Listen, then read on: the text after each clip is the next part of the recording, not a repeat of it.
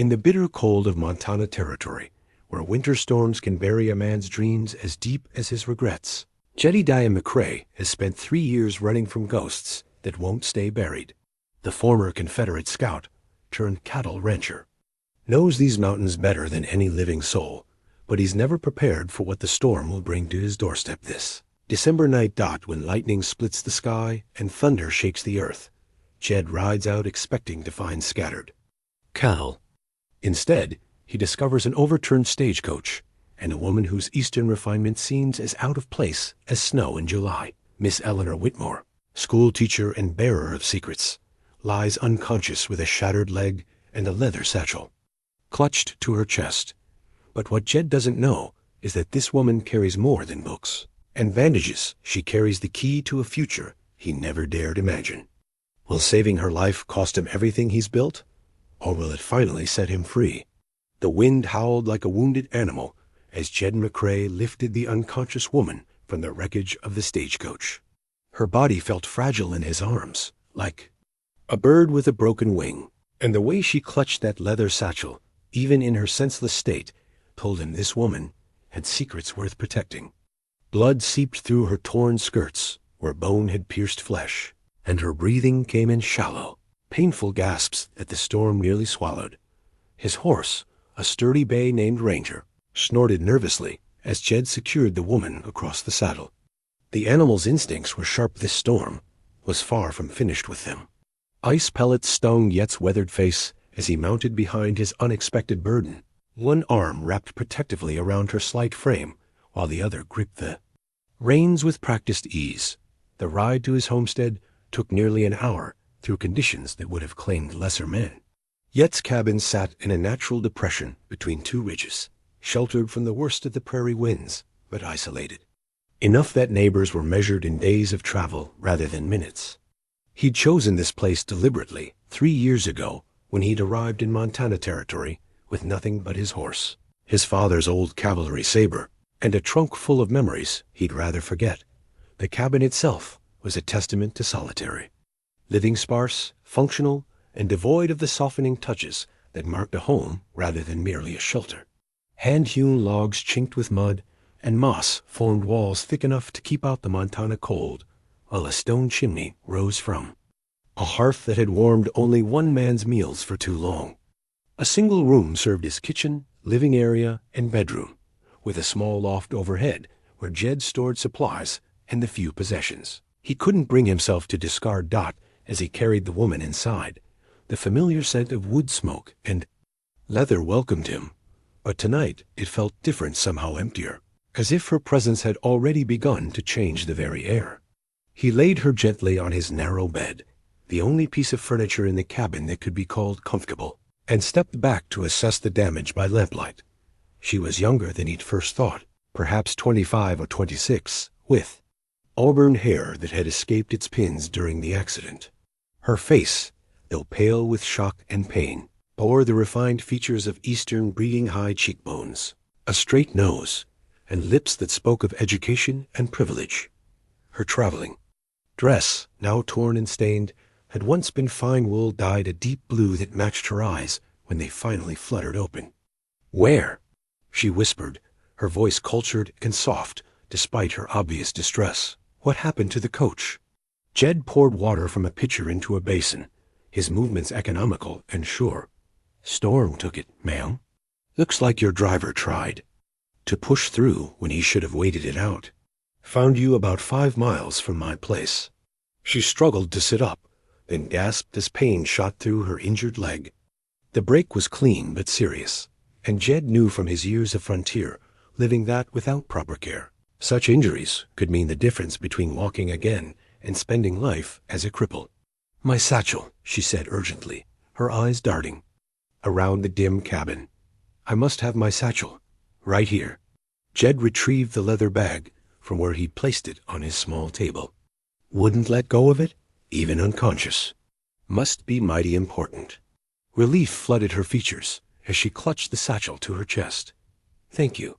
I'm Eleanor Whitmore. Miss Eleanor Whitmore, I was traveling to." She paused, uncertainty flickering across her face. "Well, that hardly matters now, does it? Jedediah McCrae. Folks call me Jed. He dipped a cloth in the basin and wrung it out. Going to need to tend that leg, Miss Whitmore? Won't be pleasant, but it's got to be done. Eleanor's refined sensibilities warred with practical necessity as she looked down at her torn skirts and the dark stain spreading beneath her injured limb. Of course. You're quite right. The next hour tested both their reserves of strength and dignity. Jed had field-dressed wounds during the war, but those had been soldiers who expected rough treatment. Working on a refined lady required a delicacy he wasn't sure he possessed. Eleanor, for her part, bit her lip until it bled to keep from crying. Out as he cleaned the wound and set the bone with makeshift splints fashioned from kindling. "You've done this before," she observed through gritted teeth as he wrapped the splint with strips from one of his own shirts. "Had to. War teaches a man many things he'd rather not know." Yet's voice carried the weight of memories he'd spent. 3 years trying to forget. This'll hold, but you won't be walking on it for weeks, maybe months. The implications of his words settled between them like a third presence in the small cabin. Eleanor was stranded here, dependent on a stranger's charity in a place where the nearest town was days away, and winter had only just begun. "I can't possibly impose on your hospitality for so long," she said, though her voice lacked conviction. "Surely there must be somewhere else, ... Nearest neighbor is Jim Crawford, and he's got a wife and 4 young ones in a cabin half the size of this one. Doc Williams is in Bear Creek, but that's a 3-day ride in good weather. In this storm, might as well be on the moon." Eleanor's fingers worried the clasp of her satchel as she absorbed this information. The life she'd known in Boston, with its conveniences and social structures, seemed as distant as another planet. Here, survival depended on the kindness of strangers and the harsh mathematics of frontier living. "Then I suppose I'm in your debt, Mr. McCrae," she said quietly. "I pray I won't prove too much of a burden."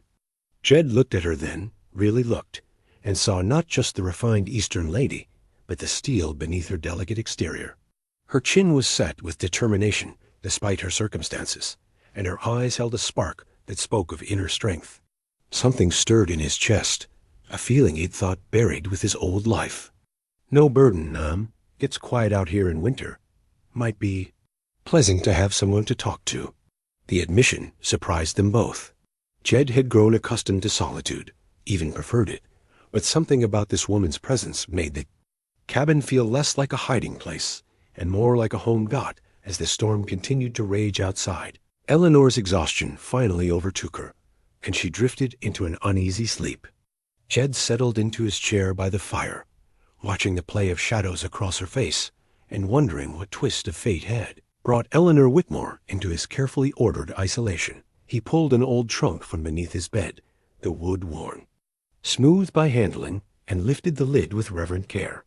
Inside, wrapped in oiled cloth, lay the remnants of his former life, a Confederate scout's badge, letters from his dead brother, and a daguerreotype of a family that no longer existed.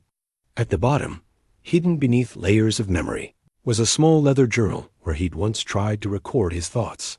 The pages were blank now, the words having never come, but as he looked at the sleeping woman who'd stumbled into his world, Jed wondered if perhaps it was time to start writing a new chapter in the story of his life. Outside, the storm showed no signs of abating, and he found himself oddly grateful for the weather that had brought Eleanor Whitmore to his door, and would keep her there until something fundamental had changed between them.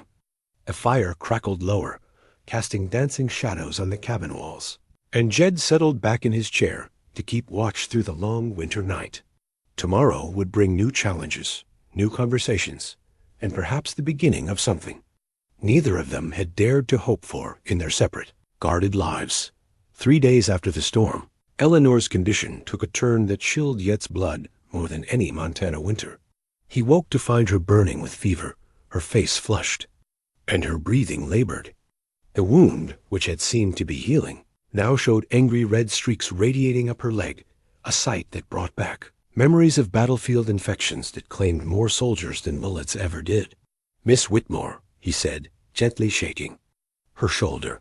"Eleanor, can you hear me?" Her eyes opened, but they were glassy and unfocused. "The children," she murmured, her voice thick with delirium. "I must get to the children. They're waiting for me." Yet's jaw tightened as he pressed the back of his hand to her forehead. The heat radiating from her skin confirmed his worst fears. Without proper medical supplies, infection was a death sentence in this isolated place. He'd seen too many good men die from lesser wounds simply because help was too far away.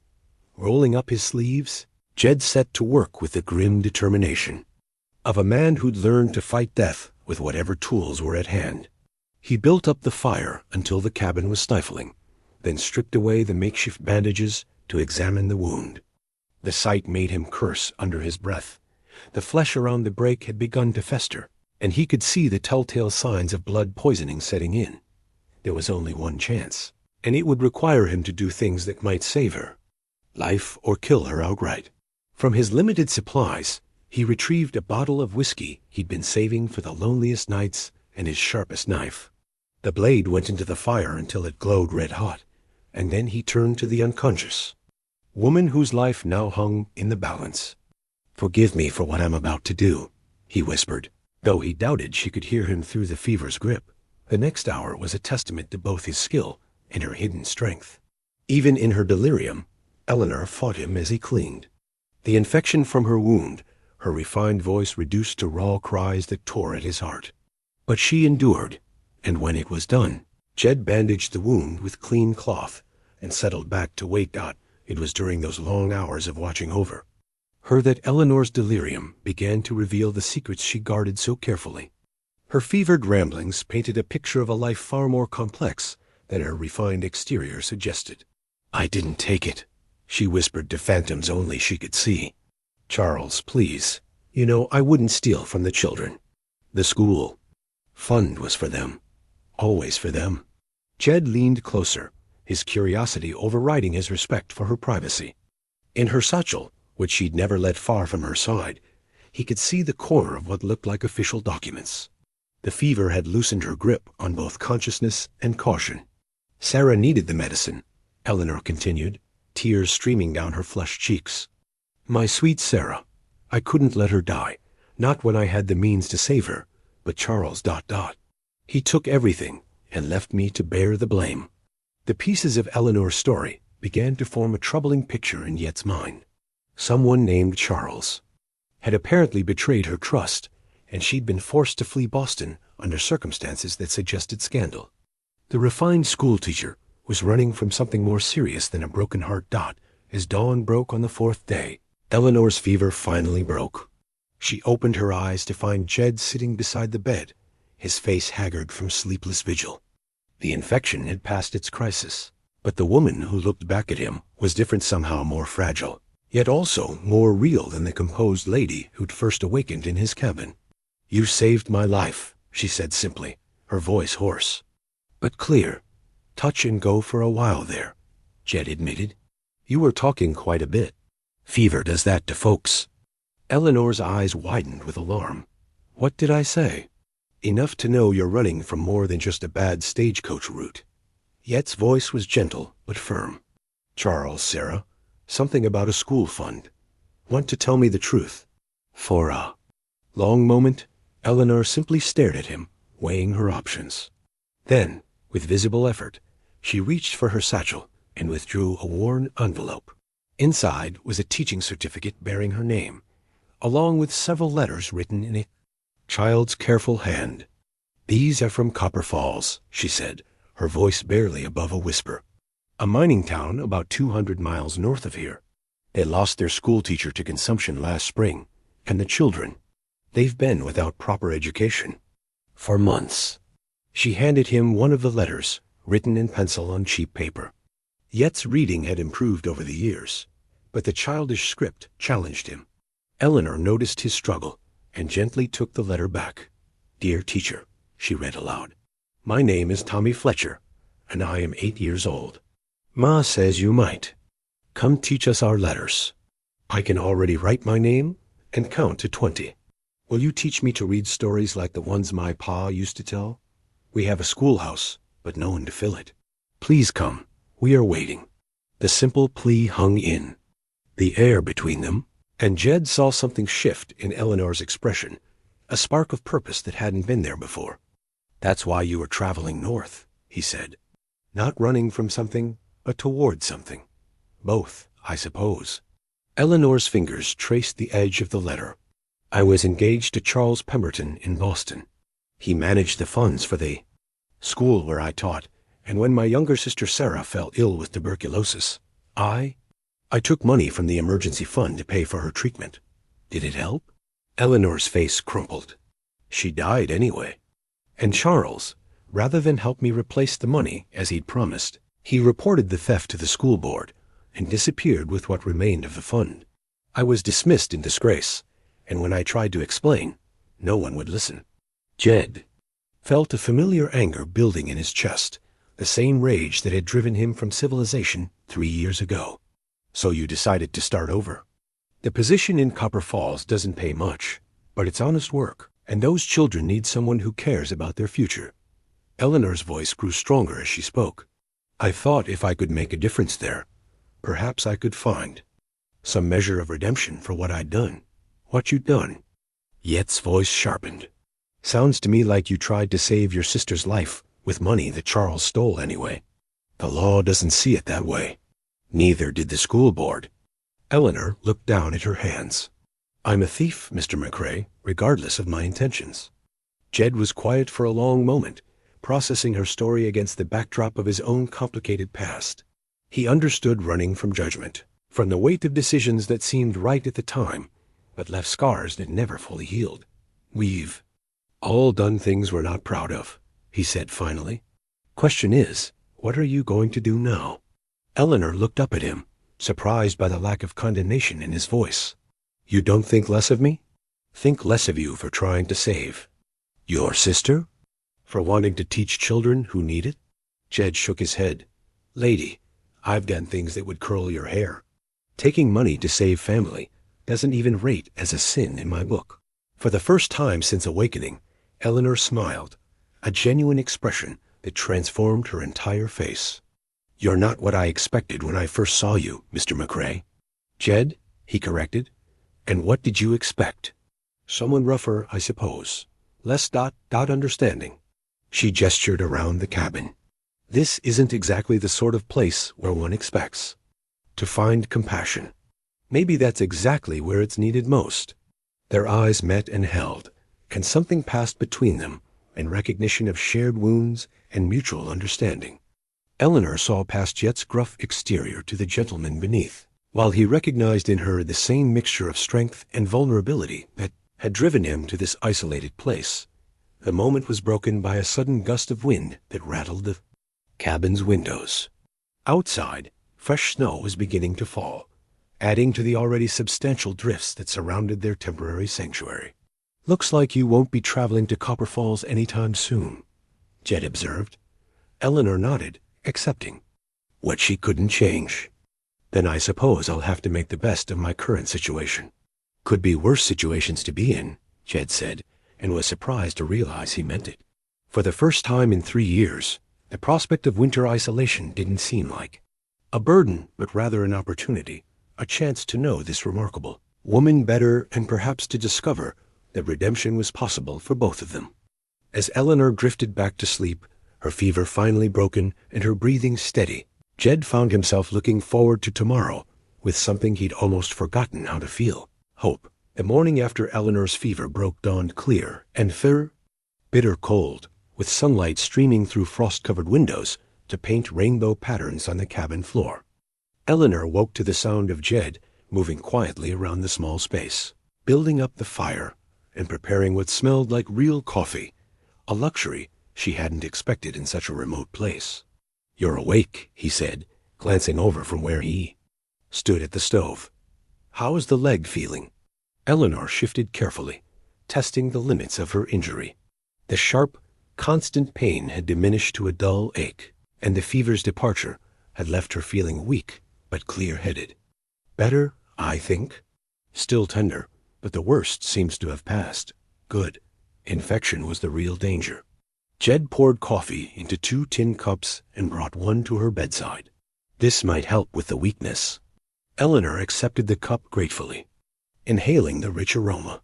Real coffee beans? Traded some cattle for supplies last fall. Figured winter might be long enough to justify a few luxuries.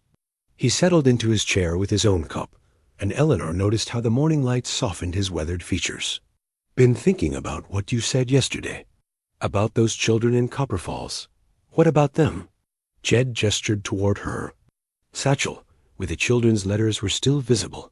Must be hard, knowing they're waiting while you're stuck here. Eleanor's fingers tightened around her cup. I've failed so many people already. What's a few more? That's not the woman I've been nursing back to health talking, Jed said firmly. Woman I know wouldn't give up on children who need her, not without a fight. His confidence in her was surprising and somehow comforting. In Boston, she'd been surrounded by people quick to judge and slow to forgive. Here, this rough man seemed to see something in her that she'd thought lost forever. Even if I could get to Copper Falls, what then? Eleanor asked. I have no references, no credentials beyond that teaching certificate. For all they know, I could be exactly what the Boston School Board claimed a thief. Could be. But you're not. Jed leaned forward, his eyes serious. Question is, how do we prove it? The casual use of we wasn't lost on Eleanor. This man, who barely knew her, was already thinking of her problems as shared challenges. We? You're stuck here until that leg heals and the weather breaks. Gives us time to plan. Jed pulled a worn Bible from a shelf near the fireplace. Besides, I was hoping you might help me with something. Eleanor recognized the careful hesitation in his voice. What is it? Those letters from the children, I could make out some of it. But ... double quotes. He trailed off, embarrassment coloring his features. Truth is, my reading's not what it should be. War interrupted my schooling, and afterward, well, seemed like there were more pressing concerns than books. The admission clearly cost him, and Eleanor felt a surge of affection for this proud man's willingness to be vulnerable. You'd like me to help you improve your reading? Seemed like a fair trade. You teach me. I'll teach you things you'll need to know if you're going to survive out here long enough to reach those children.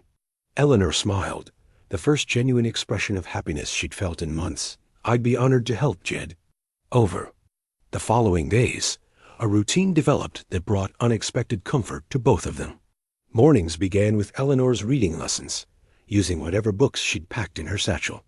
Her traveling library was small, but carefully chosen a volume of Shakespeare's sonnets, a collection of American poetry, and her mother's Bible with its pressed wildflowers marking favorite passages. Jed proved to be a quick study, his natural intelligence hampered only by lack of practice.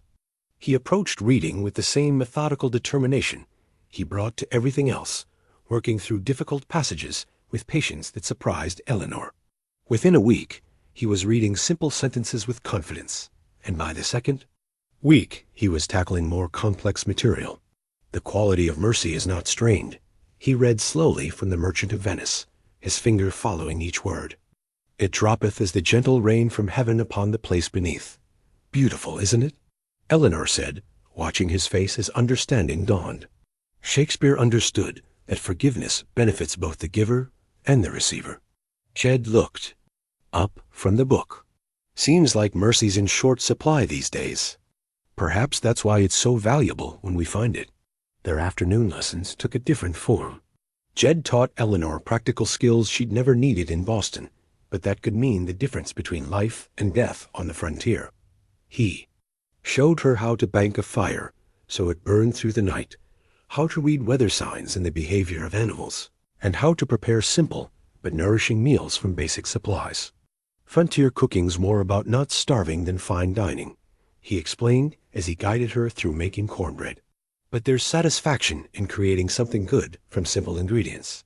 Eleanor found herself enjoying these practical lessons more than she'd expected. There was something deeply satisfying about kneading bread dough or tending a pot of stew that connected her to generations of women who'd made homes in harsh places through skill and determination. Evenings were reserved for conversation, and it was during these quiet hours that Eleanor began to understand the complexity of the man who'd saved her life. Jed spoke little of his past at first, but gradually pieces of his story emerged. Had a younger brother named Samuel, he told her one night as they sat by the fire. Looked up to me something fierce. When I joined the Confederate Scouts, he wanted to come along, but he was only 16. I told him to wait, that the war would be over before he was old enough to fight. What happened to him? Sherman's march through Georgia. Sam was home when the Union forces came through our county. Tried to protect our mother and sister when soldiers came looking for supplies. Yet's voice grew quiet. Found him 3 days later. Bullet in the back. Eleanor reached out instinctively, covering his weathered hand with hers. I'm so sorry. Been carrying that guilt for years. If I'd stayed home instead of playing soldier, maybe I could have protected them. Maybe Sam would still be alive. Or maybe you'd both be dead, Eleanor said gently. We can't know what might have been, Jed. We can only live with the choices we made and try to do better. He looked at her then, his eyes reflecting the firelight. Is that what you're doing? Trying to do better? Every day. Teaching those children in Copper Falls. It won't bring Sarah back or undo what I did in Boston, but maybe it can mean something. Maybe I can prevent other children from growing up without the tools they need to build better lives. Jed nodded. Slowly. Redemption through service. Something like that. Their hands were still touching, and Eleanor became aware of the warmth of his skin, the calluses earned through hard work, the strength that had carried her to safety. When she looked up, she found him watching her with an expression she couldn't quite read. Eleanor, he said, her name soft on his lips. Yes? I'm glad that storm brought you here. The simple statement carried more weight than any elaborate declaration, and Eleanor felt something shift in her chest, a loosening of the tight control she'd maintained over her emotions since fleeing Boston. So am I, she whispered outside. The wind picked up, reminding them both that winter was far from over and their time together, however precious it was becoming, remained borrowed from the harsh realities of frontier life. But inside the warm circle of firelight, with books and conversation, and the growing awareness of connection, the future seemed less daunting and infinitely more hopeful than either had dared imagine, when they were still strangers bound together only by circumstance and necessity. 2 weeks into Eleanor's recovery, Jed surprised her by producing a small wooden figure from his coat pocket, a horse carved with careful detail, its mane flowing as if caught in an eternal gallop. The craftsmanship was exquisite, each line deliberate and smooth, speaking of hours spent in patient creation. I made this for Samuel, he said, placing the carving on the small table beside Eleanor's bed. Was going to give it to him for his 17th birthday, but he shrugged, the gesture carrying years of unfinished conversations and unmade gestures. Eleanor picked up the horse, marveling at its weight and the way it seemed to capture motion in stillness. It's beautiful, Jed. You have real talent. Something to do with my hands during the long evenings. Helps quiet the mind when thoughts get too loud. He watched her examine the carving. Sam always loved horses. Used to say he'd have the finest. Stable in Georgia once the war was over. Tell me about him, Eleanor said, sensing that Jed needed to talk about his brother as much as she needed to hear about the boy, who'd shaped so much of the man sitting before her. Jed settled into his chair, his eyes taking on a distant quality. Sam was everything I wasn't quick to laugh, slow to anger, saw the best in everyone he met. Had a way with animals that bordered on magical. Birds would eat from his hand, and horses that wouldn't let anyone else near them would follow him. Around like puppies. He sounds wonderful. He was. Smart too, though he never got the chance to prove it proper. When I left for the war, he begged me to teach him to read better. Said he wanted to be ready when I came home, wanted to impress me with all he'd learned. Yet's voice grew thick. I told him we'd have plenty of time for that after the fighting was done. Eleanor understood the weight of that unfulfilled promise. The children in Copper Falls, some of their letters mentioned that they're teaching themselves from whatever books they can find. One boy said he's been practicing his letters by copying words from his father's Bible, like Sam would have done. Jed looked at the wooden horse in Eleanor's hands.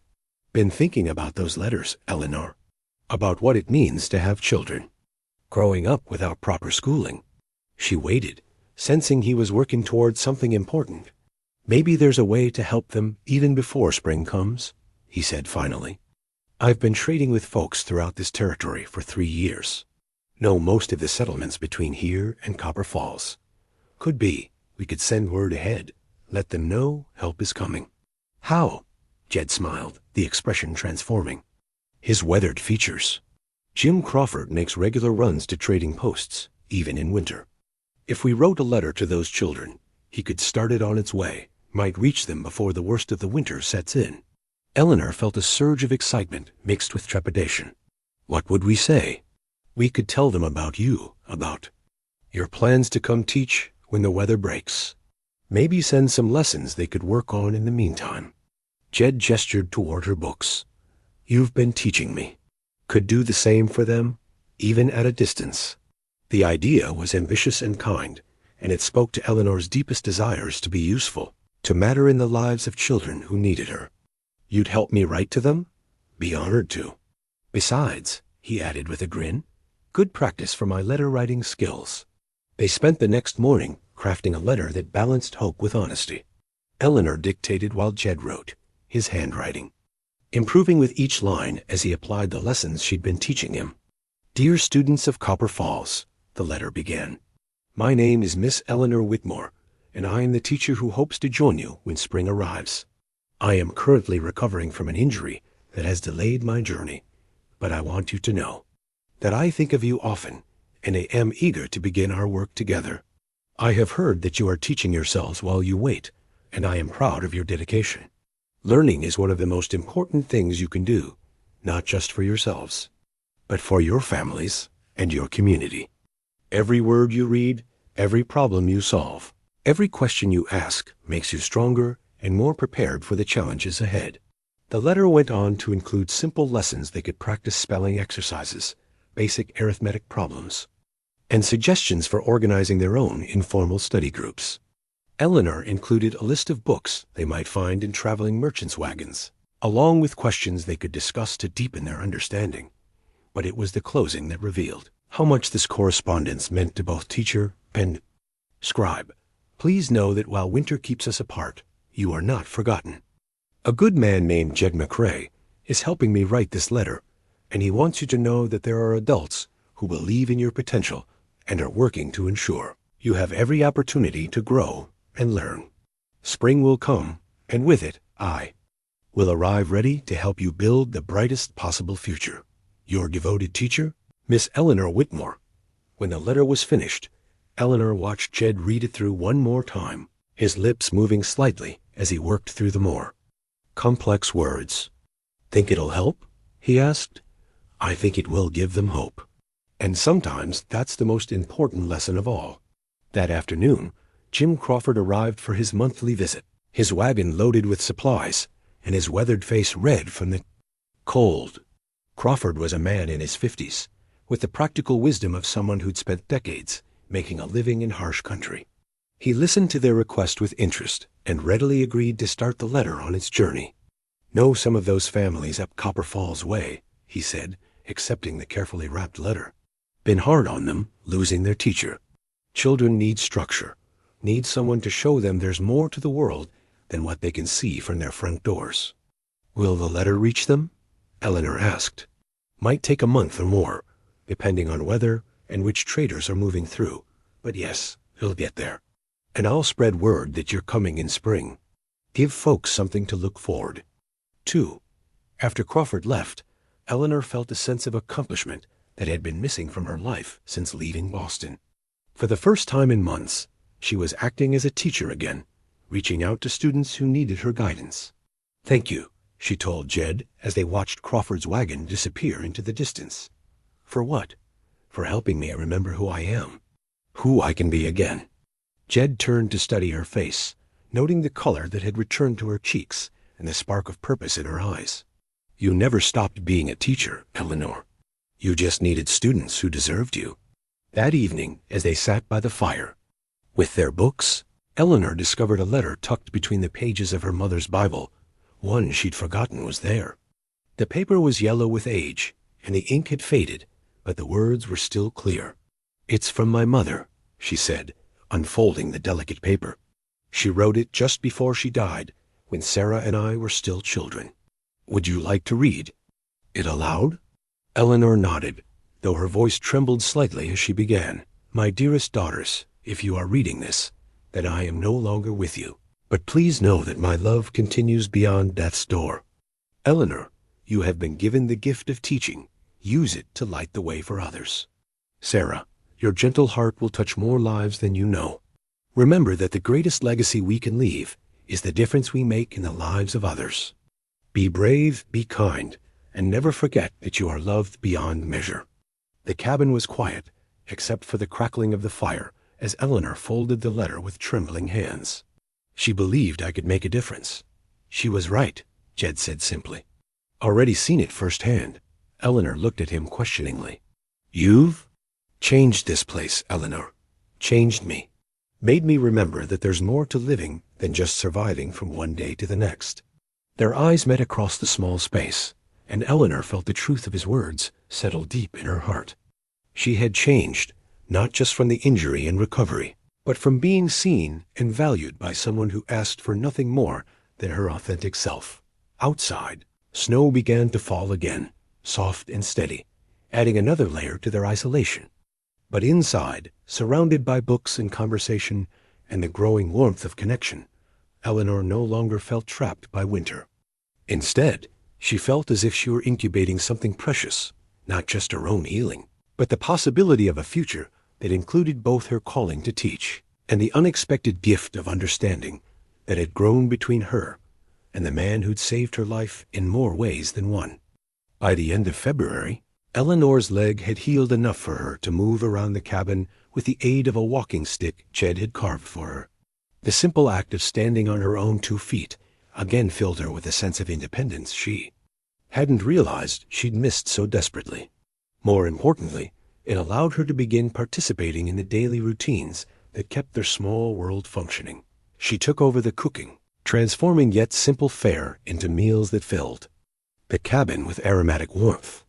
Her touch was evident everywhere, in the way she arranged his few belongings to create a sense of order and comfort, in the wildflowers she dried and placed in a tin cup on the windowsill, in the careful mending of his work shirts that had been patched and repatched until they resembled patchwork quilts. You don't have to do all this, Jed protested one morning as he watched her sweep the cabin floor with methodical precision. I want to, Eleanor replied, pausing to lean on the broom handle. Besides, it makes me feel useful. I've been a burden long enough. You've never been a burden. Their eyes met, and Eleanor felt the now familiar flutter in her chest that occurred whenever Jed looked at her with that particular mixture of tenderness and respect. Over the weeks of recovery, their relationship had deepened beyond the simple care of patient and healer into something neither was quite ready to name. It was while organizing yet sparse belongings that Eleanor discovered the trunk beneath his bed. She'd been looking for extra blankets when her hand encountered the wooden hedge, and curiosity overcame discretion as she pulled it into the light. Oh, she breathed, her hand flying to her throat as she saw what lay within.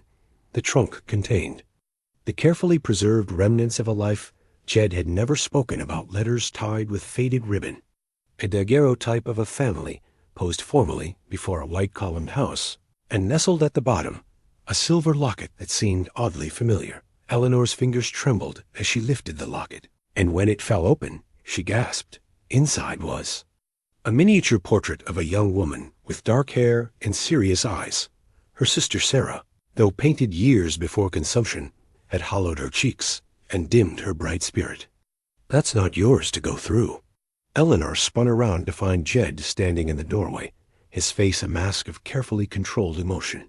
Snow clung to his shoulders and hat, evidence of his morning chores, but his attention was fixed entirely on the locket in her hands. Jed, I'm sorry. I was looking for blankets, and I found... She stopped, staring at the portrait again. This is my sister. This is Sarah. I know who it is. The quiet words hit Eleanor like a physical blow. You knew? You knew who I was before. You ever found me in that storm? Jed removed his hat and coat with deliberate movements, buying himself time before answering. Not exactly. I knew Sarah Whitmore. Met her in Richmond during the war. Eleanor sank onto the edge of the bed, still clutching the locket. You knew Sarah? She was working in a military hospital, caring for wounded soldiers. I was there for 3 weeks after taking shrapnel in my shoulder. Jed sat down in his chair, his eyes distant with memory. She was the kindest person I'd ever met.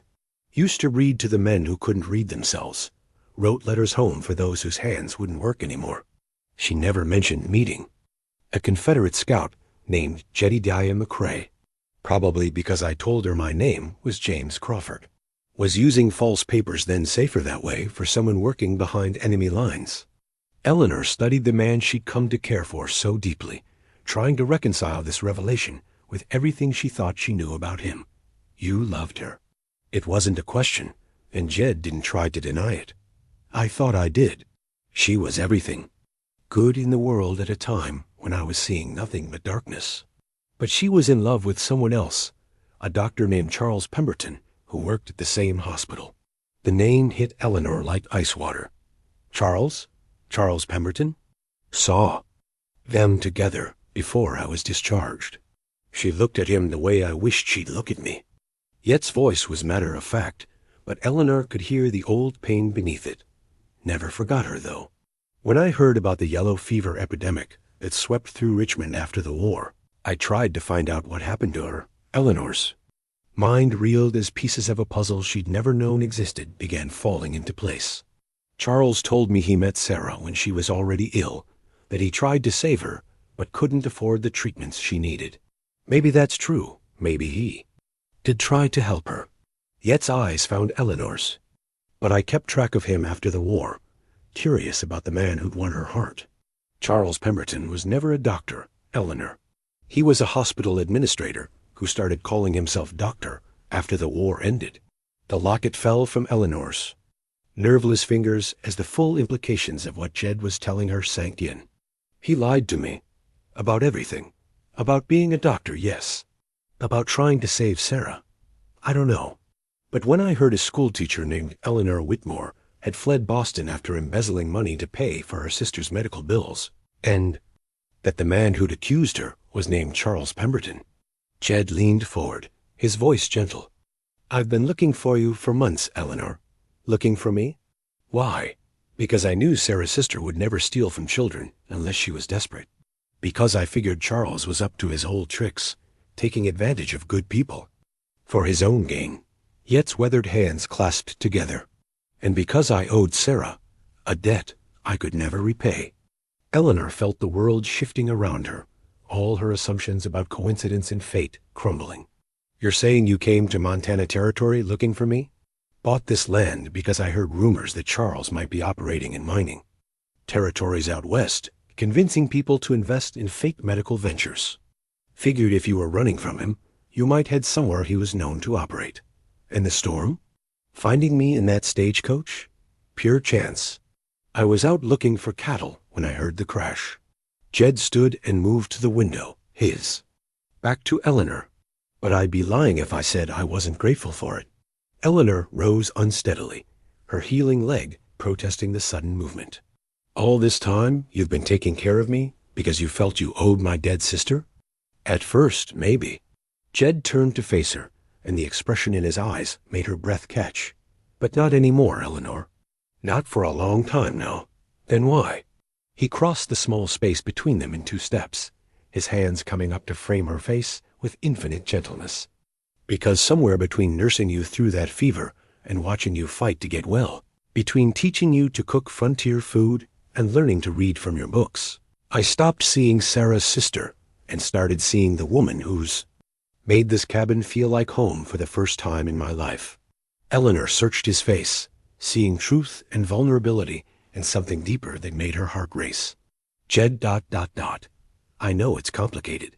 I know you came here to start over, to make amends for what you think you did wrong. But I need you to know that what I feel for you has nothing to do with the past and everything to do with the woman you are right now. The space between them seemed to crackle with unspoken possibilities. Eleanor thought of the months she'd spent, running from her past, convinced she was unworthy of forgiveness or love. Here was a man who'd known her story from the beginning, who'd seen her at her weakest and most vulnerable, and who'd chosen to care for her anyway. "What are you saying?" she whispered. "I'm saying I love you, Eleanor Whitmore.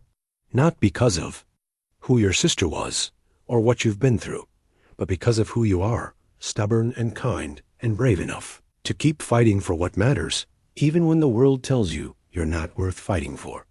The confession hung between them, honest and raw, and more precious than anything Eleanor had ever received.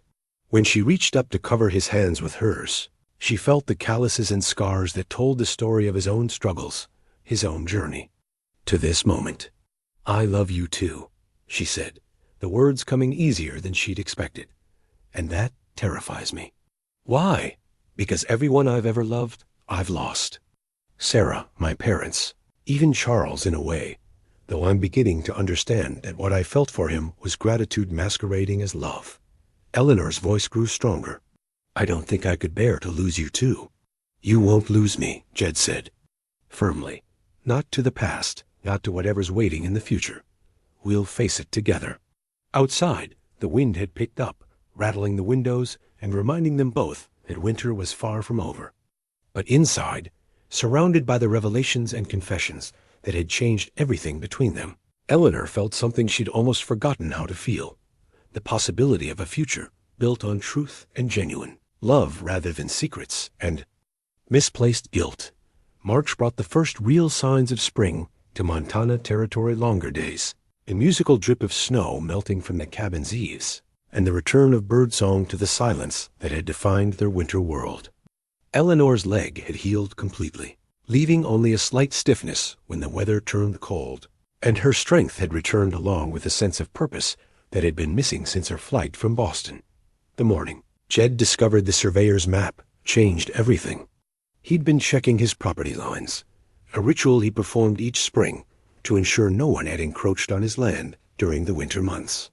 But instead of the familiar wilderness boundary markers, he found wooden stakes driven into the ground, at precise intervals, each bearing the stamp of the Northern Pacific Railroad Company.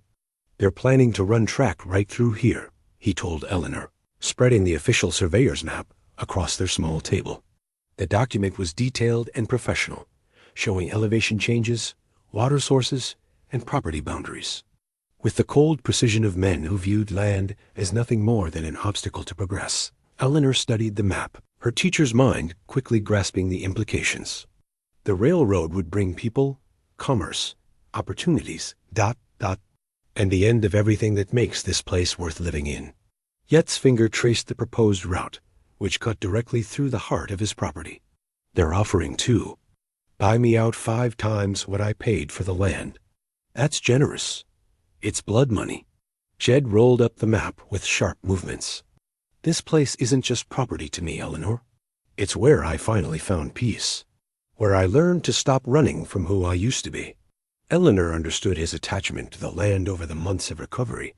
She'd come to love the stark beauty of the Montana wilderness, the way sunrise painted the mountains gold, the profound silence that allowed a person to hear their own thoughts without the constant noise of civilization drowning them out. "What will you do?" "Don't know yet. Railroad's not asking, they're demanding. Survey crew made it clear that with or without my cooperation, the tracks are coming through." Jed moved to the window, his shoulders tense with frustration. "Question is whether I fight them or take their money and start over somewhere else." The prospect of leaving filled Eleanor with unexpected dread. Over the winter, she'd begun to think of this cabin not as a temporary refuge, but as a real home. More importantly, she'd begun to envision a future that included both her calling to teach and her growing love for Jed. "There might be another option," she said carefully. Jed turned from the window. "What do you mean?" Eleanor pulled out one of the letters from the children in Copper Falls, smoothing the worn paper as she gathered her thoughts. "These children need a school, but Copper Falls is a mining town temporary by nature. When the ore runs out, the families will move on, looking for new opportunities. Your point? What if we created something more permanent? What if we used the railroad's arrival as an opportunity rather than seeing it as a threat?" Eleanor's voice grew stronger as the idea took shape. The survey map shows this area is going to become a transportation hub. People will be moving through regularly, and some will want to settle. They'll need services, schools, stores, places to stay. Jed studied her face, seeing the familiar spark that appeared whenever Eleanor's teaching instincts engaged. You're talking about building a town. I'm talking about creating a community that could serve families throughout this entire territory. A place where children could get a real education, where people could build lasting lives instead of just chasing the next boom. The audacity of the idea was both thrilling and terrifying. Eleanor had never attempted anything on such a scale, but months of isolation had given her time to think about education in broader terms. Not just individual children, but entire communities transformed by access to learning. Would take money, Jed said slowly. More than the railroad's offering for my land. Would take partners too. People who believe in the vision and are willing to invest in it. Eleanor moved to stand beside him at the window, looking out at the land they'd both come to love. Jim Crawford mentioned that several of the mining families are looking for more stable situations for their children. And there are homesteaders scattered throughout the territory who'd appreciate having a central location for trade and services. You've been thinking about this for a while. Eleanor nodded. Ever since we sent that letter to the children in Copper Falls, I realized that my dream of teaching doesn't have to be limited to one classroom in one town. It could be something bigger, something that serves a real need. Jed was quiet for several minutes, processing the implications of what Eleanor was proposing. When he finally spoke, his voice carried a note of wonder. You're talking about staying here, permanently. I'm talking about building something together, if that's what you want. The conversation was interrupted by the sound of horses approaching multiple riders, moving fast. Yet's hand instinctively moved toward the rifle hay, kept beside the door, but Eleanor recognized the lead rider as Jim Crawford, his face grim with urgent news. Jed, Eleanor, Crawford called as he dismounted. Need to talk to you both, and it can't wait. Two other men accompanied Crawford, one Eleanor recognized as Tom Fletcher, whose son Tommy had written one of the letters to her. The other was a stranger, well-dressed and official-looking in a way that made Eleanor's stomach tighten with apprehension. What's wrong? Jed asked, stepping outside to meet them. Railroad's moving faster than anyone expected, Crawford said without preamble. They're not waiting for spring to start construction. Work crews are already moving equipment up from the south. That's not all, Fletcher added, his weathered face troubled. This here's Marshal Davies from Helena. He's got news about someone Eleanor might know. The marshal stepped forward, touching his hat brim respectfully. Miss Whitmore, I presume? I'm looking for information about a man named Charles Pemberton.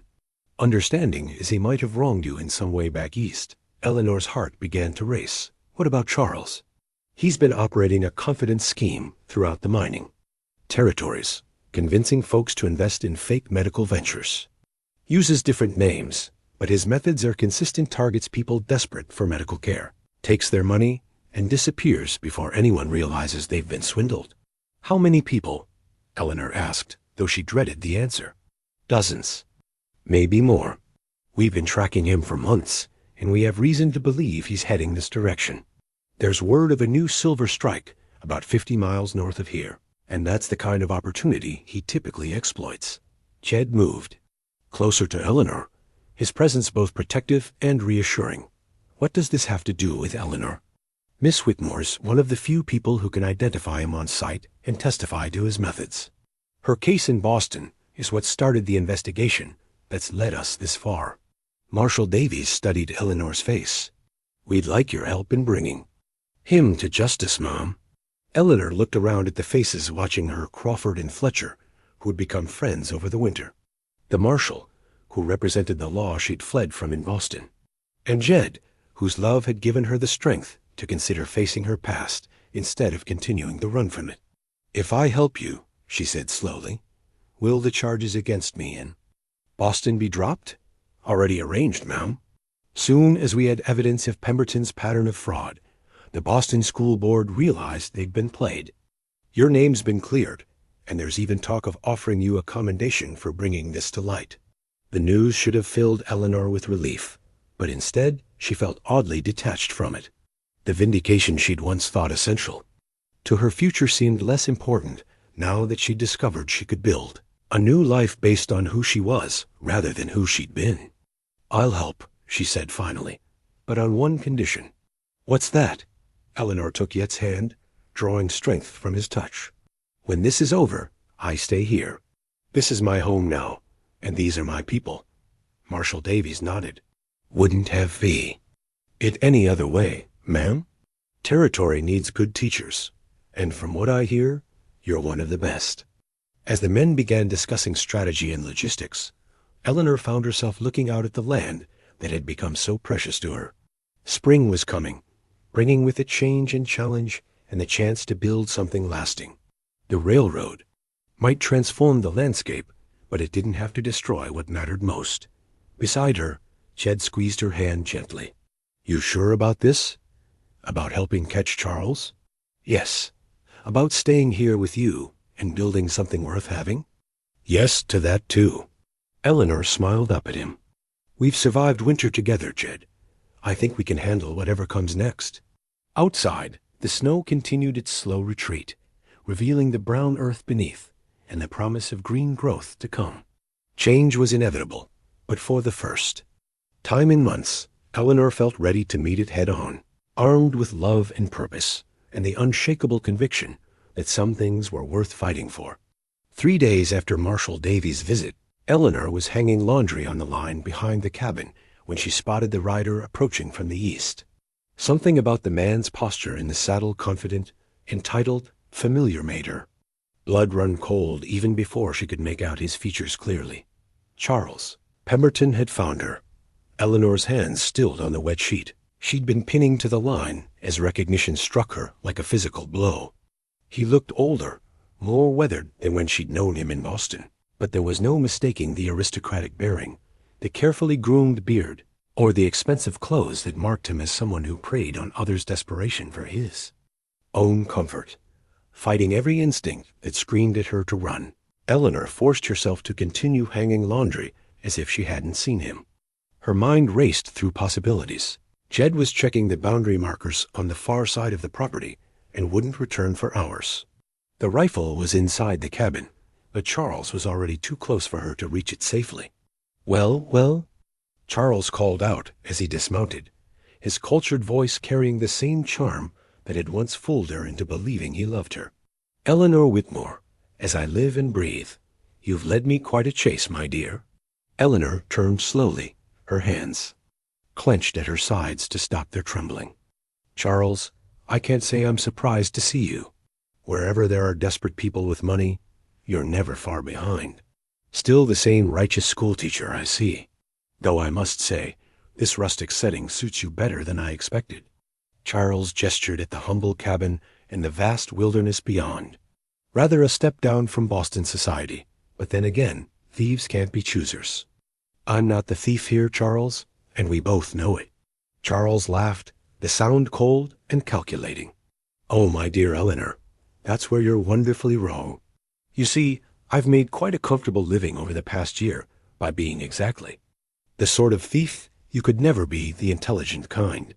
From his coat, Charles produced a weathered wanted poster bearing Eleanor's name and description. The reward offered was substantial enough to explain his presence in this remote place. $500 for the woman who embezzled funds from the Boston Children's Education Fund, he read aloud. "Imagine my delight when I discovered that not only are you still wanted for theft, but there's actual money to be made from your capture." Eleanor's heart sank as she realized the trap she'd walked into. Marshal Davies said the charges were dropped. Perhaps they were, in Boston. But you see, I've been very busy creating new charges in new places. Amazing how many school funds have gone missing throughout the territories, all blamed on a mysterious Eastern schoolteacher named Eleanor Whitmore. Charles folded the poster carefully and returned it to his coat. "I've become quite good at forging documents, you know. Learned the skill from a very talented criminal in Philadelphia." The full scope of Charles's scheme became clear, and Eleanor felt sick at the thought of how many innocent people had suffered because of his manipulations. "How many families have you destroyed?" "Oh, I don't destroy families, dear Eleanor.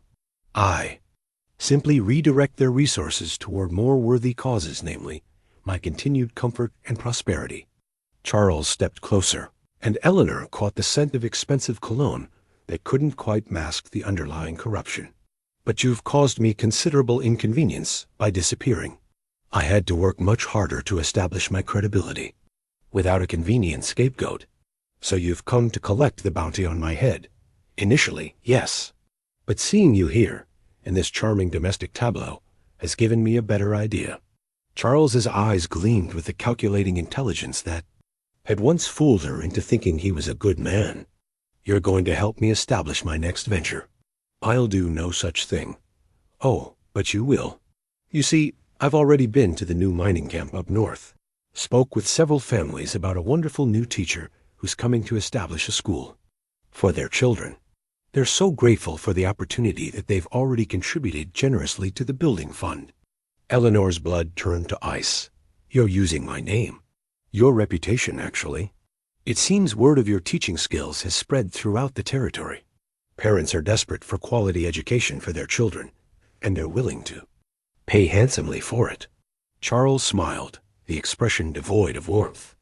All I need is the actual teacher to make an appearance, collect the remaining funds, and then sadly disappear due to illness or some other unfortunate circumstance. I won't help you steal from families who are trying to give their children a better life. You will, because the alternative is far worse for everyone involved. Charles's voice hardened. I know about your mountain man, Eleanor. Jedediah McCrae, former Confederate scout with a price on his head for war crimes committed in Georgia. Did you really think I wouldn't investigate the man harboring my former fiancée? Eleanor's world tilted as another piece of her carefully constructed reality crumbled. Jed never mentioned. Of course he didn't. Men like him never do. But the Union Army has long memories, and they're very interested in finding the scout who led the raid that destroyed the Federal Supply Depot at Millerville. 17 soldiers died in that raid, Eleanor. 17 young men with families who've been seeking justice for years. The wanted poster Charles produced from his other pocket bore Yet's likeness and offered a reward that dwarfed the one for Eleanor's capture. She stared at the image of the man she loved, trying to reconcile it with the gentle soul who'd nursed her back to health and taught her that redemption was possible. So here's my proposition, Charles continued, his voice smooth as silk. You come with me to the mining camp. Play the role of devoted teacher just long enough for me to collect the school funds, and then we both disappear. In exchange, I forget I ever saw your Mr. McCrae, and those Union bounty hunters never learn where to find him.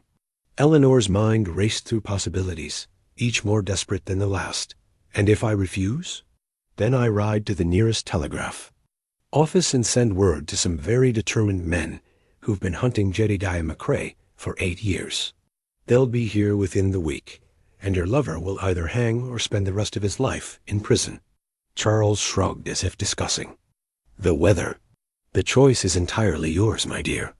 The sound of hoofbeats interrupted their conversation, and Eleanor's heart sank as she recognized Yet's approach. He was returning early from his survey, probably drawn by the sight of an unknown horse near the cabin.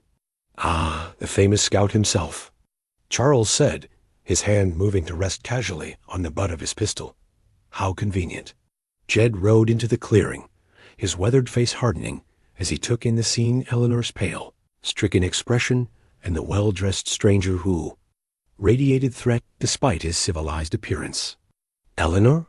Yet's voice was carefully controlled, but she could see the tension in his shoulders, the way his hand moved instinctively toward his own weapon. Jed, this is Charles Pemberton, Eleanor said, her voice steadier than she felt. The man I told you about. I figured as much. Jed dismounted slowly, his eyes never leaving Charles. What does he want? Justice, Charles said smoothly, for the theft of education funds in Boston, and for certain wartime activities that some people consider war crimes. Eleanor watched Yet's face as understanding dawned.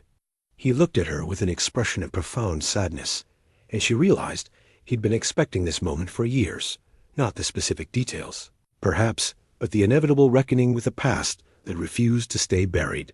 How much do you want? Jed asked quietly. I don't want money, Charles replied. I want cooperation. Miss Whitmore is going to help me with a business venture, and you're going to let her go without interference. Like hell I am.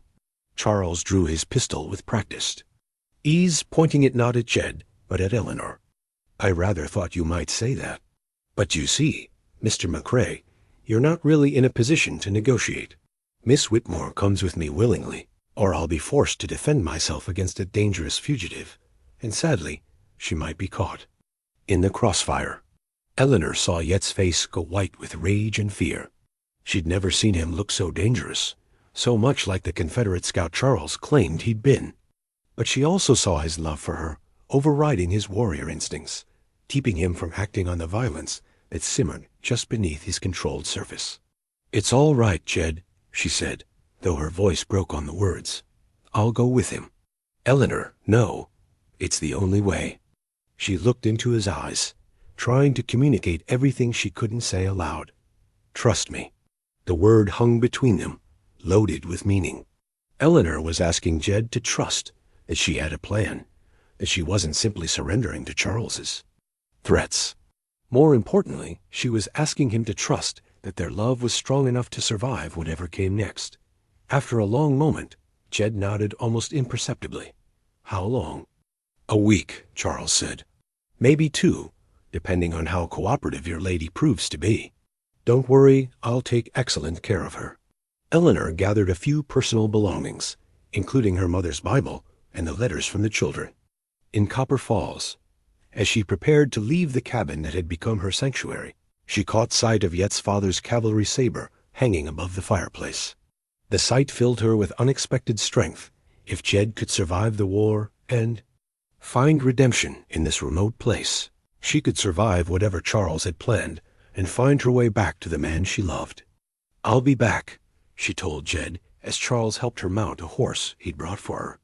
I know you will, Jed replied, and the certainty in his voice gave her courage. As they rode away from the cabin, Eleanor didn't look back. She was no longer the frightened woman who'd fled Boston in disgrace. She was someone who'd been tested by hardship and emerged stronger, someone who'd found love worth fighting for. Charles might think he held all the advantages, but he'd made one crucial mistake. He'd underestimated the woman Eleanor Whitmore had become. The mining camp of Silver Creek sprawled across a narrow valley like a hastily thrown collection of tents, rough cabins, and ambitious dreams. Eleanor had seen boom towns before, but never from the perspective of someone being forced to participate in their exploitation. As she and Charles rode down the main street, she counted at least 30 families, with children visible in the chaos all. Potential victims of the man who destroyed her life in Boston, and was now threatening everything she'd built with Jed. Remember, Charles said as they approached the largest tent, which bore a hand-painted sign reading, Silver Creek Community Center. You're here to establish the school these good people have already paid for. Any deviation from the script, and your mountain man becomes a very popular target for bounty hunters. Eleanor nodded, her mind working furiously to find a way out of the trap Charles had so carefully constructed. She'd spent the 2-day journey to Silver Creek, memorizing every detail of his scheme, looking for weaknesses she could exploit. The plan was devastatingly simple. Charles had arrived in Silver Creek 3 weeks earlier, posing as a territorial education commissioner named Dr. Maxwell Henderson. He'd convinced the miners and their families that the territorial government was establishing a network of schools throughout Montana, and that Miss Eleanor Whitmore, a highly qualified teacher from Boston, would be arriving to set up their local school. The families, desperate to provide education for their children in a place where the nearest proper school was hundreds of miles away, had eagerly contributed to a building fund. Charles had collected nearly $2,000, a fortune by frontier standards, with promises that construction would begin as soon as the teacher arrived to approve the site and plans. Miss Whitmore, a weathered woman in her 40s, emerged from the community tent, her face lit with genuine joy. Oh, we've been waiting so anxiously for your arrival. I'm Martha Carson, and I speak for all the families when I say how grateful we are that you've come. Eleanor forced a smile. hating herself for the deception she was about to perpetrate. "Mrs. Carson, the pleasure is mine. Dr. Henderson has told me wonderful things about your community's commitment to education." Over the next hour, Eleanor met dozens of families who'd pooled their resources to give their children opportunities they'd never had themselves. There was Tom Bradley, a former logger whose 8-year-old daughter could already read better than he could. Sarah Mitchell, a widow with 3 sons who worked the claims alongside her, dreaming of a future where her boys could use their minds instead of just their backs. Jim and Mary Rodriguez, who traveled from California with their twin girls, believing that education was the only real treasure worth mining. Each family's story made Eleanor's heart ache. These weren't wealthy people being bilked of their luxuries. They were working families who'd sacrificed comfort and security to invest in their children's futures. The $2,000 Charles planned to steal represented months of backbreaking, labor, dangerous work in unstable mines, and the kind of hope that kept people going in impossible circumstances. "The children are so excited," Mrs. Carson continued as she led Eleanor through the camp. "We've already selected a site for the schoolhouse, that level area near the creek where the ground is stable. And several of the men have volunteered their carpentry skills for the construction." Eleanor studied the proposed site and realized it was perfect level ground with good drainage, close enough to the main camp for safety, but far enough away to minimize distractions. These people had thought of everything, planned carefully, made sacrifices to create something lasting for their children. "It's wonderful," Eleanor said, meaning every word. "But I wonder, has Dr. Henderson mentioned when construction will begin?" Mrs. Carson's face clouded slightly. "He said we needed to wait for your approval of the final plans. But now that you're here, double quotes," she looked hopefully at Eleanor. "Surely we can begin soon?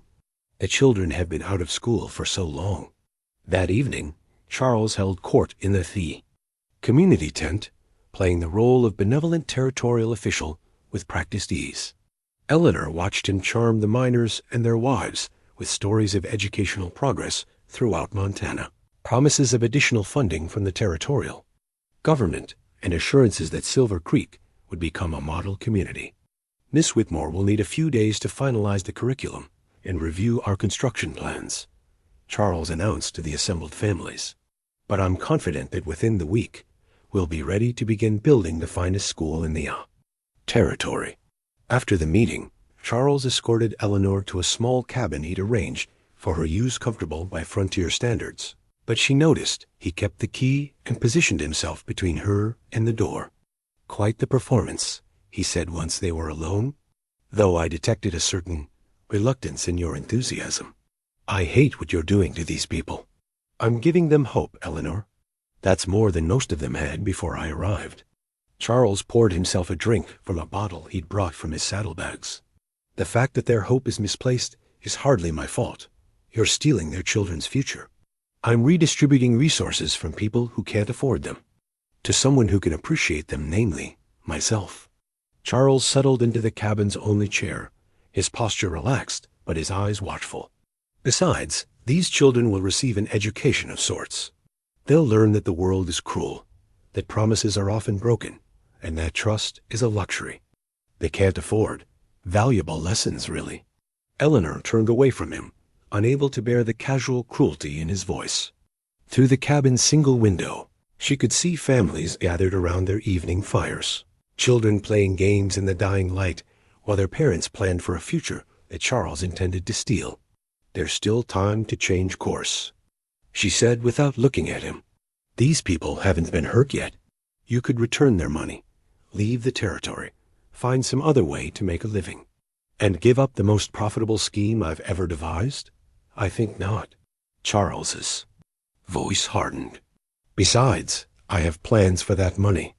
There's a very lucrative opportunity in California that requires significant capital investment." "What opportunity?" "Another mining boom. Another group of desperate families willing to pay for their children's education. The beauty of this scheme is that it's infinitely repeatable. There's always another boom town full of people who want to believe in something better." Eleanor closed her eyes, feeling the weight of all the families Charles had already victimized and all those he planned to destroy in the future. But beneath her despair, Anger was building, not the helpless rage she'd felt in Boston, but something colder and more purposeful. You made one mistake, Charles. Did I? How so? Eleanor turned to face him, and something in her expression made him straighten in his chair. You brought me here, thinking you could use my reputation to legitimize your ring. Theft. But you forgot that I actually am the teacher these people are expecting. What's your point? My point is that I'm going to give them exactly what they paid for, a real school with a real teacher and a real future for their children. Eleanor's voice grew stronger with each word. And when I'm done, you're going to be the one who's lost everything. Charles laughed, but Eleanor detected a note of uncertainty beneath his amusement. How exactly do you plan to accomplish that? You're here as my prisoner, remember. One telegram to the right people, and your beloved Jedediah McCrae becomes the most wanted man in Montana Territory. Then I suppose I'll have to make sure you never get the chance to send that telegram. The conversation was interrupted by a knock at the cabin door. Charles frowned. Checking his pocket watch, it was well past the time when most frontier families would be settling in for the night. Dr. Henderson? Came a voice from outside. Sorry to bother you, but we've got a problem. Charles opened the door to reveal Jim Rodriguez, his face grim in the lamplight. What kind of problem? Riders coming up the valley. Look like they might be federal marshals, and they're asking questions about a confidence man operating in the mining camps. Eleanor felt her pulse quicken. Could it be Marshal Davies and his men, finally catching up to Charles's trail? How long? Before they reach camp? Charles asked, his composure slipping slightly. Maybe an hour, depending on how well they know the trail. Rodriguez glanced at Eleanor. They specifically asked about a man calling himself Dr. Maxwell Henderson, traveling with a woman teacher. Charles's hand moved to his gun. I see. Well, thank you for the warning, Mr. Rodriguez. Miss Whitmore and I will need to depart immediately. Urgent territorial business, you understand. Of course, Dr. Henderson.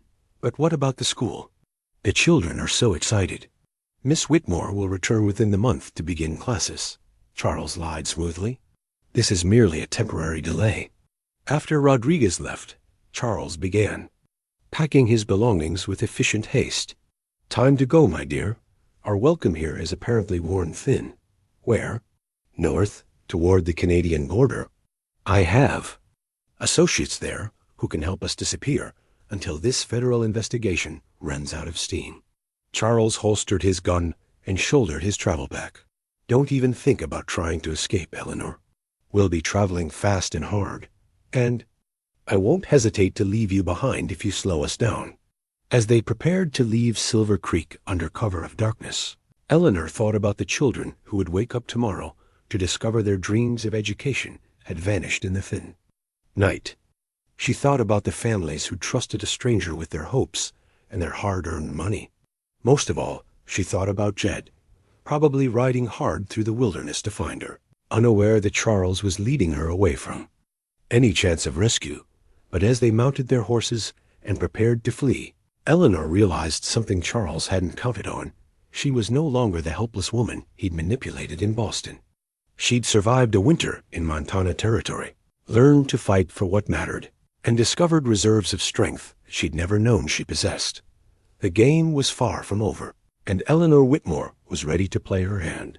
The sound of telegraph keys clicking in the darkness reached Eleanor's ears as she and Charles approached the tiny outpost of Dead Man's Gulch. The settlement consisted of little more than a trading post, a telegraph office, and a way station for travelers heading north toward the Canadian border. Exactly the kind of place where a man like Charles could disappear into the wilderness beyond the reach of American law. Perfect timing, Charles murmured as they dismounted outside the telegraph office. The night operator will send my messages without asking awkward questions about their content. Eleanor's heart sank as she realized Charles's plan. Once he sent word to the federal marshals about Yet's location, her leverage would disappear completely. She'd become nothing more than a witness to be eliminated once Charles no longer needed her cooperation. You stay right here, Charles said, tying her horse's reins to his own. And remember one word of warning to anyone, and your beloved scout becomes a hunted man. Through the telegraph office window, Eleanor could see Charles speaking with the operator, his gestures animated as he explained the urgent need to send multiple messages immediately.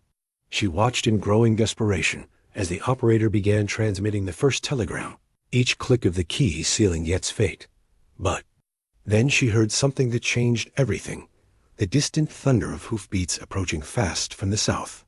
Multiple riders, moving with purpose through the night, and as they drew closer, Eleanor recognized the lead horse and rider. Jed had found them.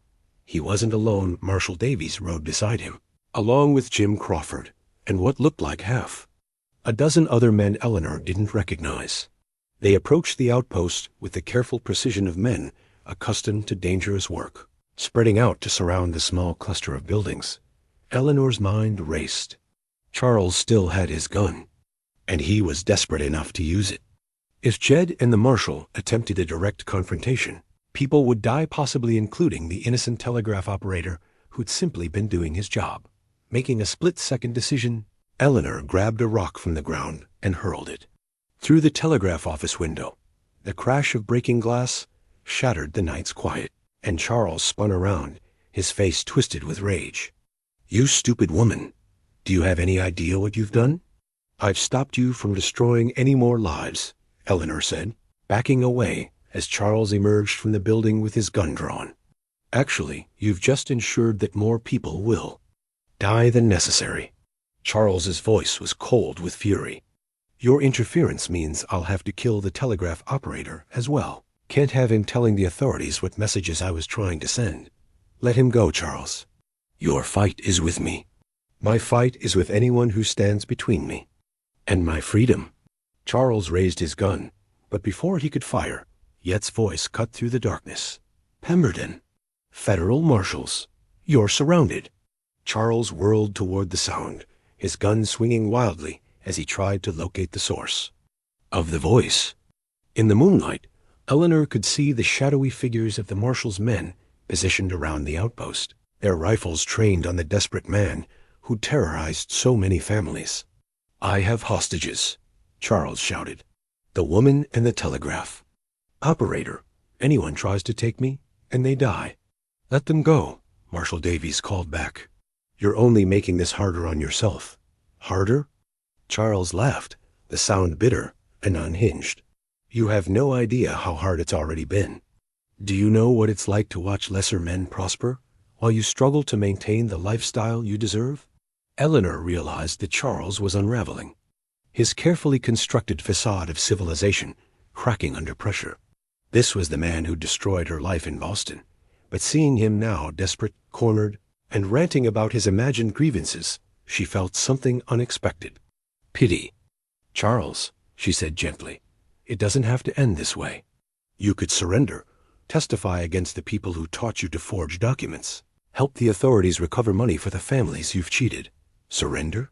Charles turned his gun back toward her, his eyes wild. "So I can spend the rest of my life in prison while you play house with your Confederate war criminal?" "I think not. Yet's not a war criminal. He's a good man who made hard choices in an impossible situation. Good men don't lead raids that kill 17 Federal soldiers." Eleanor felt as if she'd been slapped. She'd known about Yet's past, but had never heard the specific details. 17 men dead, that was more than a skirmish, more than the kind of minor action that might be forgiven with time. But then she remembered the man who'd nursed her through fever, who'd taught her that redemption was possible, who'd shown her what real love looked like. Whatever Jed had done during the war, it didn't change who he'd become or what they'd built together. "Good men learn from their mistakes and try to do better," she said firmly, "something you've never understood." Charles's face contorted with rage. "Enough. I'm done listening to your self-righteous." His words were cut off by the sharp crack of a rifle shot. Charles spun around, clutching his gun arm, his weapon flying into the darkness. From the shadows stepped Jed, holding a smoking rifle and moving with the deadly precision of the scout Charles had accused him of being. "That was your warning shot," Jed said, his voice carrying the calm authority of someone accustomed to violence. "Next one goes center mass." Charles fell to his knees, cradling his wounded arm. "You can't. I'm unarmed now." So were those families you robbed, Marshal Davies said, emerging from cover with his men.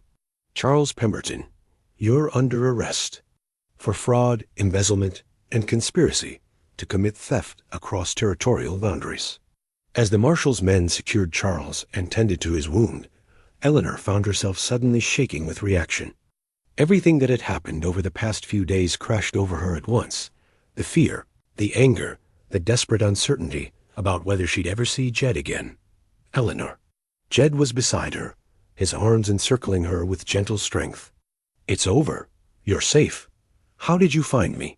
Wasn't hard to track, Jim Crawford said, approaching with a grin. Charles isn't much of a frontiersman. Left a trail a child could follow.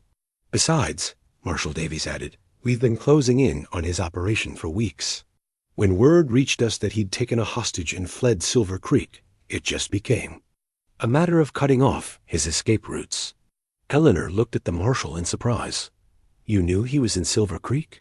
We've been tracking his movements since he left the last mining camp he robbed. You buying us time by going with him, actually.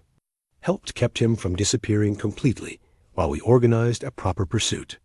What about the families in Silver Creek? Their money? Already recovered, Davies said with satisfaction. Charles was too arrogant to hide it well. Every dollar will be returned to the families he cheated. Eleanor felt a wave of relief so strong. It nearly brought her to her knees. The children would get their school after all, and their parents' faith in education would be rewarded rather than exploited. There's something else, Jed said quietly. Davies brought news about those federal warrants Charles mentioned. Eleanor tensed, fearing the worst, but the marshal's expression was reassuring. Turns out the Union Army's been reviewing wartime cases, especially those involving irregular units, like Confederate scouts, Davies explained. New evidence has come to light about the raid at Millerville, seems. The federal supply depot was being used to store weapons intended for attacks on civilian targets. The raid your husband led actually prevented a massacre. My husband? Eleanor looked at Jed in confusion. Yet's weathered face flushed slightly. Figured it was time to make things official. Been carrying this around for weeks, waiting for the right moment. He reached into his pocket and withdrew a simple gold band. Eleanor Whitmore, will you marry me? Standing in the dusty street of a frontier outpost, surrounded by lawmen and the aftermath of violence, Eleanor looked at the man who'd saved her life in more ways than she could count. The proposal wasn't romantic by conventional standards, but it was perfectly honest, a genuine offer of partnership from someone who'd seen her at her worst and chosen to love her anyway. Yes, she said, her voice strong and clear. Yes, I'll marry you. As Jed slipped the ring onto her finger, Eleanor felt the last of her fears about the past dissolving. Charles was in custody. The families in Silver Creek would get their school. And the man she loved was no longer a hunted fugitive. The future stretched ahead of them, full of possibility and promise. 3 weeks later, Eleanor stood in the meadow behind their cabin, watching as Jed and Jim Crawford installed the bronze school bell that had arrived on the morning supply wagon. The bell had been a wedding gift from the families of Silver Creek, a symbol of their gratitude and their faith in the future Eleanor and Jed were building together. Little to the left, Eleanor called out, her hands shielding her eyes from the spring sun. Perfect. Now tie it off. The sound of the bell's first ring echoed across the valley, clear and sweet, calling to the children who would soon fill the one-room schoolhouse that had risen from the meadow like a dream made manifest. Eleanor had designed the building herself, incorporating everything she'd learned about frontier education during her months of recovery and planning. Sounds beautiful, said Martha Carson, who'd traveled down from Silver Creek with her daughter Amy to attend the wedding ceremony. The children are so excited to start classes next week. Eleanor smiled, watching as Amy and the other children, who'd arrived for the celebration, ran toward the bell, eager to take turns pulling the rope. In the 3 weeks since Charles's arrest, families from throughout the territory had been arriving to settle near what was already being called McCrae's Landing, a community built around the promise of education and opportunity. Eleanor, dear, are you ready? Called Jim Crawford's wife, Sarah, from the cabin doorway. The preacher's waiting, and your groom's starting to look nervous." Eleanor laughed, smoothing the skirts of her wedding dress, a simple but elegant blue wool that one of the subtler women had helped her alter. It wasn't the elaborate ceremony she might have imagined in her Boston days, but it was perfect for the life she'd chosen. Inside the cabin, which had been transformed with wildflowers and borrowed finery, Eleanor found Jed waiting beside the traveling preacher who served the scattered communities throughout the territory. Jed wore his best shirt and pants, his hair freshly cut and his beard neatly trimmed, but it was the expression in his eyes that took Eleanor's breath away, wonder and gratitude, and a love so deep it seemed to illuminate the entire room. "Dearly, I love it," the preacher began, his voice carrying easily to the gathered crowd of neighbors and friends who'd squeezed into the small space. "We are gathered here today to witness the union of Jedediah McCrae and Eleanor Whitmore in holy matrimony." Eleanor barely heard the familiar words of the ceremony. Her attention was focused entirely on Yet's face, on the way his calloused hands held hers with infinite gentleness, on the promise she saw in his eyes of a future built on mutual respect and genuine partnership. "Do you, Jedediah, take Eleanor to be your lawfully wedded wife, to have and to hold, in sickness and in health, for richer or poorer, for better or worse, until death do you part?" "I do," Jed said, his voice steady and sure. "Do you, Eleanor, take Jedediah to be your lawfully wedded husband, to have and to hold, in sickness and in health, for richer or poorer, for better or worse, until death do you part?" Eleanor thought of everything that had brought her to this moment, the storm that had changed her life, the winter of healing and discovery, the threats and challenges they'd faced together. "I do. Then, by the power vested in me by the territory of Montana, I now pronounce you husband and wife. You may kiss the bride." Yet's kiss was gentle and reverent, a promise of all the tomorrows they would share. When they broke apart, Eleanor was surprised to find tears on her cheeks, not of sadness, but of pure joy at the rightness of this moment, this man, this life they were choosing together. The celebration that followed spilled out of the cabin and into the meadow, where tables groaned under the weight of food contributed by every family in attendance. There was music from Jim Crawford's fiddle, dancing on the grass, and stories shared by the light of lanterns as the sun set behind the mountains. "To Mr. and Mrs. McCrae," toasted Marshall Davies, raising a cup of Jim Crawford's finest whiskey. "May your union be blessed with happiness and your community prosper under your guidance." "And to the children," added Martha Carson, "who will grow up knowing that education and opportunity are their birthright, thanks to the dedication of their teacher and the vision of their community." Eleanor felt overwhelmed by the warmth and acceptance of these people who'd become her family. In Boston, she'd been surrounded by society and convention, but had often felt profoundly alone. Here, in this remote valley, she'd found genuine connection and purpose. As the evening wore on, and the guests gradually departed for their own homes, Eleanor and Jed found themselves alone in the meadow, the school bell silhouetted against the star-filled sky. "No regrets?" Jed asked, his arm around her waist as they looked out at the land that would shape their future. "Only that it took a blizzard and a broken leg to bring me here," Eleanor replied, leaning into his warmth. "What about you? Any second thoughts about marrying a woman with such a complicated past?" "My past isn't exactly simple either," Jed reminded her. "Besides, complicated women make life interesting." Eleanor laughed, thinking of how dramatically her life had changed since that night when she'd fled Boston in disgrace. "Have you heard anything more about Charles? Davies says he'll likely get 10 years in federal prison, maybe more, depending on how many of his victims are willing to testify. The authorities are still tracking down all the families he cheated." Yet's voice grew serious. "He'll have plenty of time to think about the choices that led him there." "I almost feel sorry for him," Eleanor said quietly. "He had intelligence, charm, opportunities. He could have made an honest living if he'd chosen to. Some people are so focused on what they think they deserve that they can't see what they actually have," Jed observed. "We're lucky we learned to appreciate what matters before it was too late." Eleanor nodded, thinking of all the ways their story could have ended differently.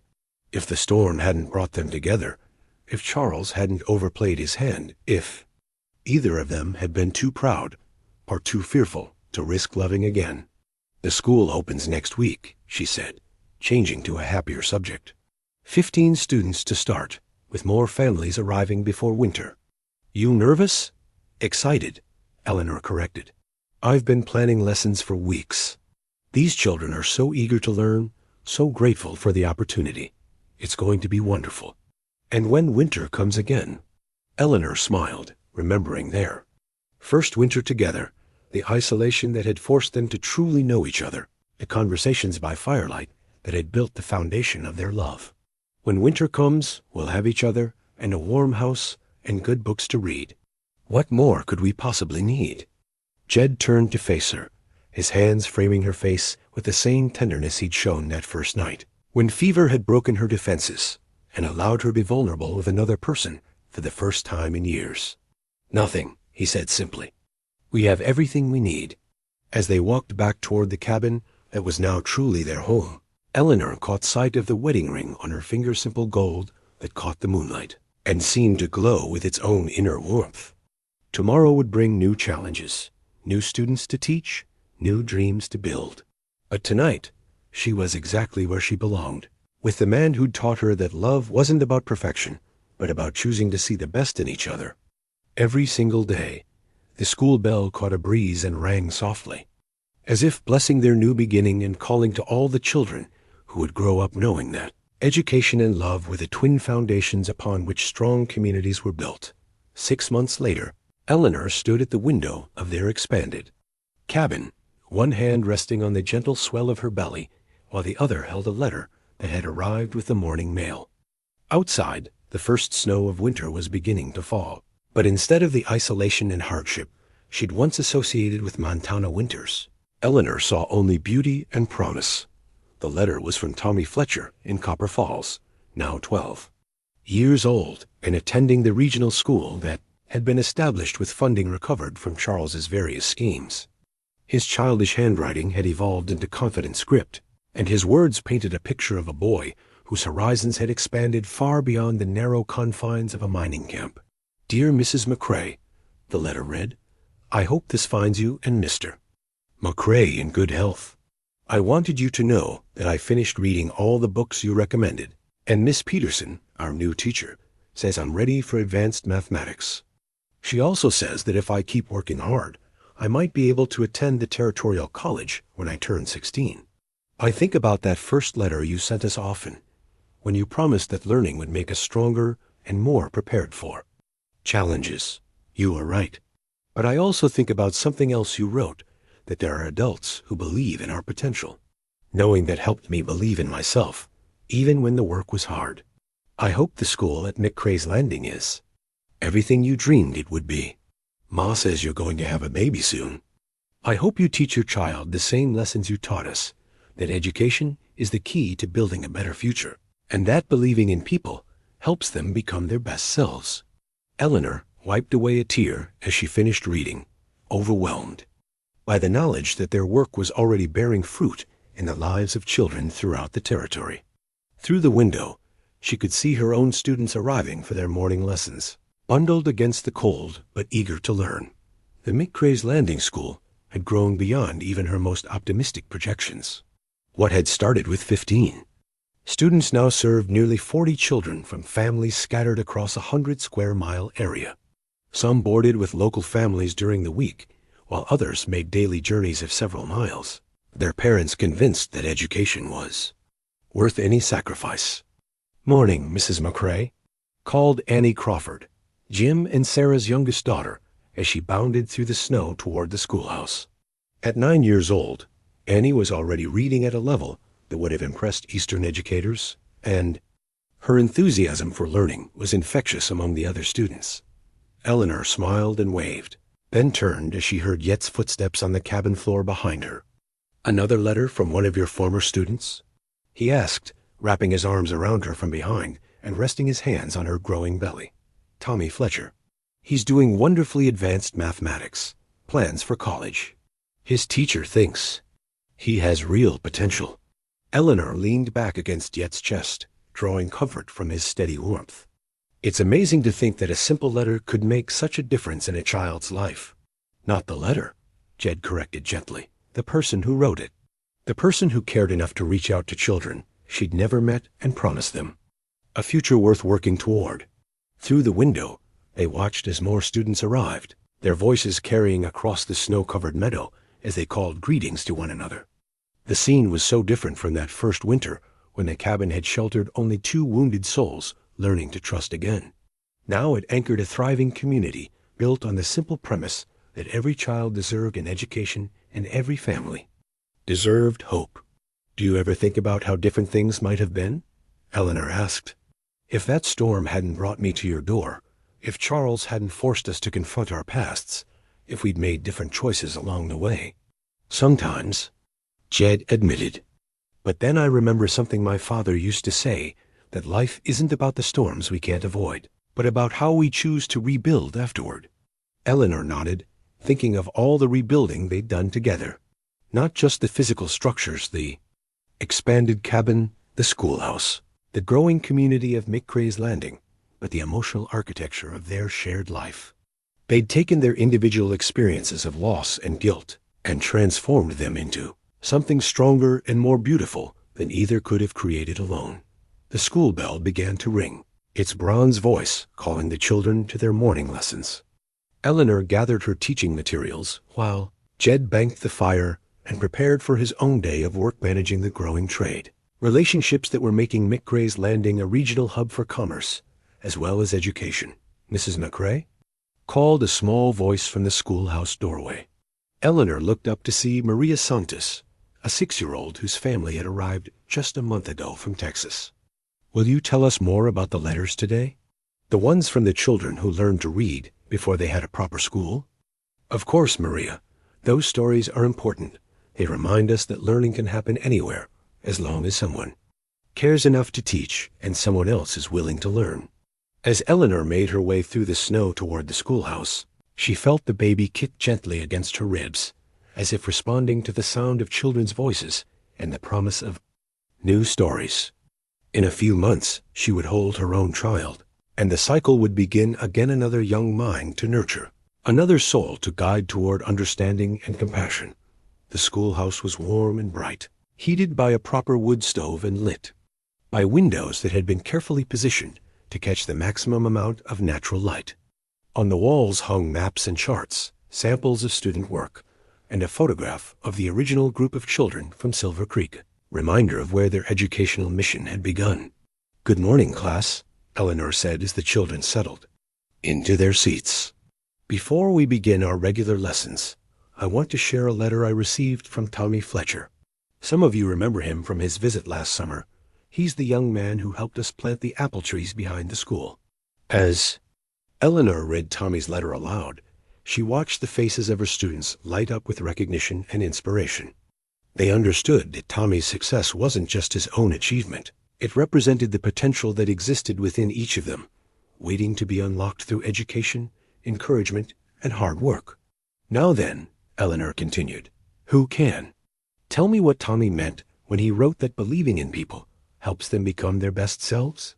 Hands shot up around the room, eager voices ready to explore ideas and share thoughts.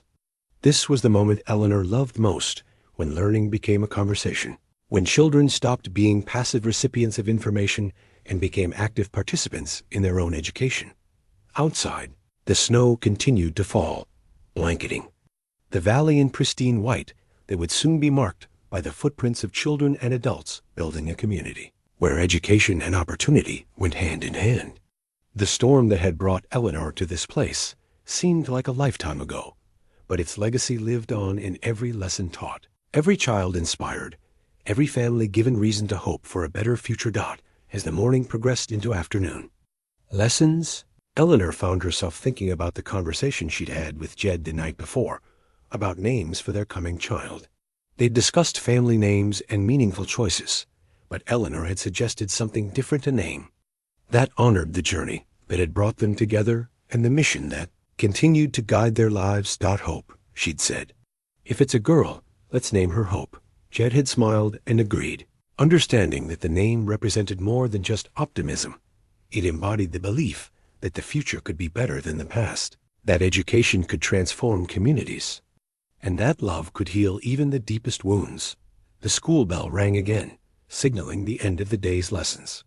As the children gathered their belongings and prepared for their journeys home, Eleanor felt the familiar satisfaction of work. Well done and lives touched by learning. See you tomorrow, Mrs. McCrae, the children called as they bundled into coats and mittens. Thank you for the story about Tommy. Eleanor stood in the doorway of the schoolhouse, watching her students disappear into the swirling snow, secure, in the knowledge that they carried with them not just academic lessons, but the deeper understanding that they were valued, believed in, and capable of achieving more than they'd ever dared imagine. When the last child had disappeared from view, Eleanor turned back toward the cabin where Jed was waiting with a warm fire and a hot supper. Tomorrow would bring new lessons, new challenges, new opportunities to make a difference in young lives. But tonight, she would rest in the warmth of home and love, grateful for the storm that had brought her to this place, and the man who had taught her that redemption was not only possible, but worth fighting for. The snow fell harder now, and Eleanor thought of another winter night months ago when she'd been a stranger in this place, broken and afraid, and certain that her best days were behind her. How wrong she'd been. Sometimes the worst storms led to the most beautiful destinations, and sometimes the greatest gifts came disguised as the most difficult challenges. As she closed the schoolhouse door and headed home through the snow, Eleanor whispered a prayer of gratitude for second chances, for love that healed, and for the privilege of spending her life teaching children that they too could weather any storm and emerge stronger on the other side.